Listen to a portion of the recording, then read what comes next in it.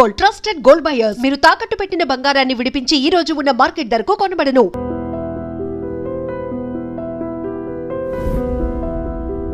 ప్రకాష్ నారాయణ గారి గురించి అందరికీ తెలిసిందే సార్. అంటే మీరు పుట్టింది మహారాష్ట్రలో తెలుగు మాట్లాడే కుటుంబంలో.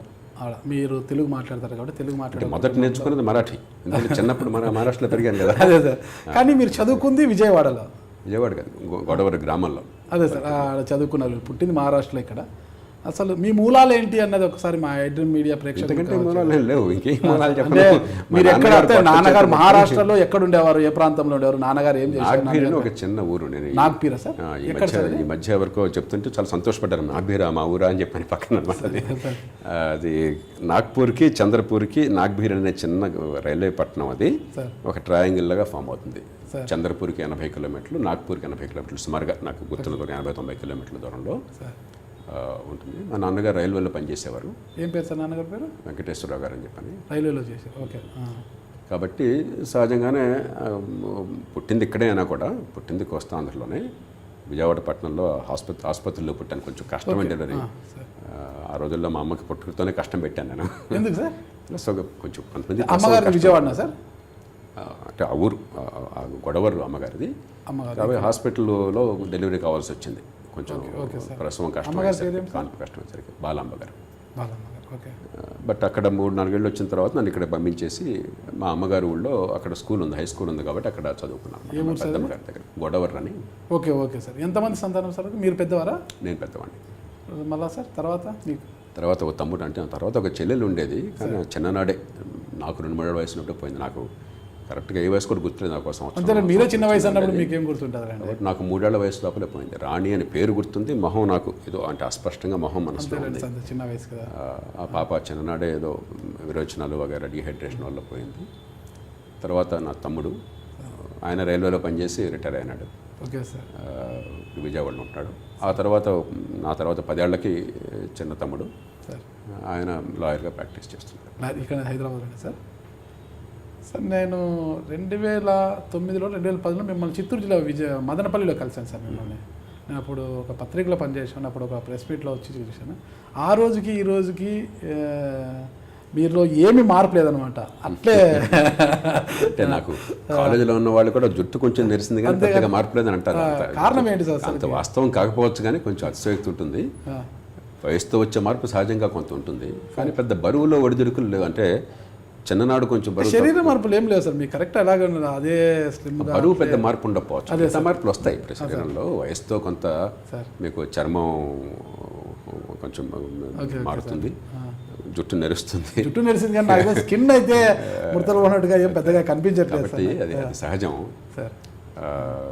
చిన్ననాడు నేను బాగా లావు ఉండేవాడిని. Okay sir. నాకు తెలియదు ఆ సంగతి. అంటే లావు ఉన్నానన్న స్పృహ నాకు లేదు కాబట్టి పెద్దగా అద్దాల్లో చూసుకునేవాళ్ళం కాదు కాబట్టి ఫోటోలు చాలా ఎక్కువ లేవు, పెద్దగా లేవు. ఎంత ఏజ్ వరకు లావు ఉన్నారు? 13 ఏళ్ళ దాకా. అంటే స్కూలు 13 ఏళ్ళకి వదిలేశాను నేను. ఇంటర్మీడియట్ 13 ఏళ్ళకి వచ్చాను, మొట్టమొదటి ఇంటర్మీడియట్ బ్యాచ్. అప్పుడు దాకా స్కూలింగ్ అయిపోయింది సార్? 10వ తరగతి అయిపోయింది. అదేంటి సార్, అది మినిమం 15 ఇయర్స్ ఏదో మొత్తం స్కూల్లో ఏజ్ ఎక్కువ పెట్టేసి లాగించారు. కొంచెం అందరికంటే ఫాస్ట్గా అయిపోయింది అనమాట. ఓకే. సో చిన్నప్పుడు ఏముంది, మనం పల్లెటూరులో పెరిగితే బాగా గడ్డ పెరుగు, బోర్డు ఎంత తినడానికి అదే పెరిగే తిండి, మీకు బూరెలు గారెలు గడ్డ పెరుగు అది తింటే చాలు సార్. సో మనకి అందులో పిల్లల్ని బాగా ప్రేమతో, అతి ప్రేమతో మనం ఆ రోజుల్లో ప్రేమ అంటే బాగా ఎక్కువ తినిపించిన కొసరి. బహుశా నాకు కంట్రోల్ ఉండేది కాదేమో తెలీదు. నాకు పెద్దగా ఎక్సర్సైజు ఆటలు గెట్లు ఇప్పుడు పెద్దగా ఏం లేదు. దానిలో నత్తగోళ్ళు లాంటివాడిని నేను. పెద్దగా నాకు ఆ పాత స్కూల్ రికార్డు చూస్తే పరీక్షల్లో అన్నింటిలో టాప్ను, స్పోర్ట్స్ అన్నింటిలో బాటమ్ ఉంటాను అన్నమాట. ఆ రోజుల్లో రికార్డ్ షీట్ ఉండేది, ఒక రికార్డ్ పుస్తకం ఉండేది. దానిలో స్పోర్ట్స్ కూడా మీకు ఎంత వేగంగా పరిగెట్టారు ఇవన్నీ కూడా రాస్తాను. ఫిజికల్ యాక్టివిటీస్లో అంతా కింద ఉండేవాడిని. బహుశా ఆ కారణము తిండి ఎక్కువ కావడం చేత అప్పుడు లావుగా ఉండేది. కాలేజీ రాగానే ఒక్క దెబ్బకి మొత్తం పోయింది. ఇంటర్మీడియట్ లోయలో కాలేజ్, ఆంధ్రాలో హాస్టల్లో ఉండేవాడిని. ఎందుకంటే ఇంట్లోనేమో మా పెద్దమ్మకి నన్ను పెంచిన పెద్ది, ఆమె బాగా శుద్ధి.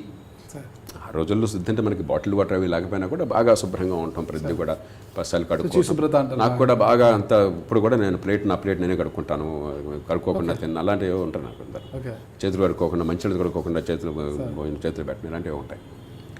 హాస్టల్కి వెళ్ళేసరికి అవి అంత సాధ్యం కాల. అది కష్టం. దాంతో తినడానికి చాలా కష్టంగా ఉండేది. అలవాటు ఒక రకమైనది. దాంతో తిండి చాలా వరకు తగ్గిపోయింది. బహుశా అప్పటి నుంచి ఆ దెబ్బతో నేను ఐఏఎస్ చేరినప్పుడు 54 కేజీలు. మీరు 54. చాలా సన్నగా ఉండేవాడిని. అయినా బాగా ఆరోగ్యం పర్ఫెక్ట్. అప్పటికి బాగా వ్యాయామం కానీ బాగా నడక కానీ ఇవన్నీ బాగా. ఇంటర్మీడియట్ తర్వాత మెడిసిన్ చేశారు కదా సార్? మెడిసిన్ చేశాను అక్కడి నుంచి. Okay sir. కానీ ఇప్పుడు పెరిగింది. అప్పుడు 54 కేజీలు, ఇప్పుడు నేను 66-67 ఉంటాను. మెడిసిన్ ఎక్కడ చేశారు సార్? మెడిసిన్ గుంటూరులో. Guntur medical college. ఓకే. అంటే మీకు ఇంటర్మీడియట్ తర్వాత ఫస్ట్ అటెంప్ట్లోనే మెడిసిన్ వచ్చింది సార్? మళ్ళీ ఏమన్నా? నాకు జీవితంలో 2వ అటెంప్ట్ దేనికి చేయాలి సార్. అప్పటి నుంచే అన్ని సింగిల్ అటెంప్టే అనమాట, 2వ అటెంప్ట్ లేదు. మద్య నిషేధం కూడా ఏపీలో అమలు చేయడానికి విడతల వారీగా మద్యం షాపులను కావచ్చు, బెల్ట్ షాపులను తీసేసి మద్యం షాపులు తగ్గిస్తామన్నారు.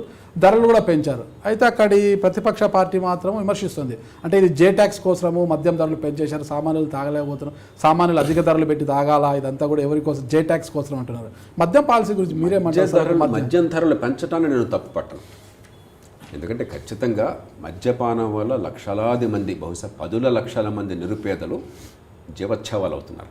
దానికి బానిసలైపోయి వాళ్ళ కుటుంబాలన్నీ అతలకొతలం అవుతున్నాయి. ఆర్థిక వ్యవస్థ చిన్నాభిన్నం అవుతుంది. పిల్లలు తల్లిదండ్రులు బతుకుండగానే అనాథలైపోతున్నారు. మహిళలు విపరీతమైన గృహహింసకి బారిన పడుతున్నారు.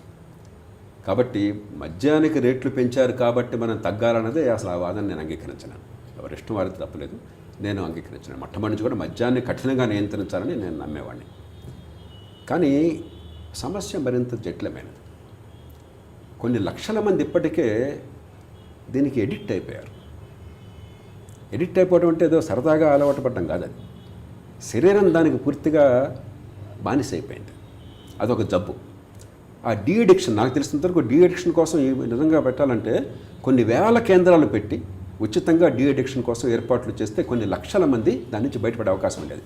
అది లేకపోతే మీకు నాలుక ఆగదు, మీ శరీరం ఆగదు, మీరు ఆపుకోలేరు, సైకోటిక్ అయిపోతారు. కాబట్టి డీ అడిక్షన్ చేయకుండా, ఇది వ్యాధి అని గుర్తించి వ్యాధి చికిత్స చేయకుండా మీరు మిగతా ఏం చేసినా కూడా ఫలితాలు లేవు. అందుకని ఏమవుతుంది, ఇక్కడ షాపులు తగ్గించినా కూడా అక్కడ కొని పాపం బేదలే మళ్ళీ ఆ ఊళ్ళల్లో 3-4 సీసాలు తీసిపోయి ఇక్కడ డిమాండ్ ఉంది, ఎడిక్ట్స్ అంతా అడుగుతున్నారు, వాళ్ళకి అమ్ముతున్నారు. మళ్ళీ అది ప్రభుత్వం తప్పు కాదు. మౌలికంగా సమస్య మౌలికమైంది. అసలు సమస్యను పట్టించుకోవాలి, పైపైన మనం పట్టించుకున్నాం. కాబట్టి మరింత లోతుగా ఆలోచన చేయాలి. రెండోది, రేపొద్దున పూర్తిగా నిషేధం అన్నది కూడా నా దృష్టిలో నేను ఎన్నోసార్లు చెప్పాను.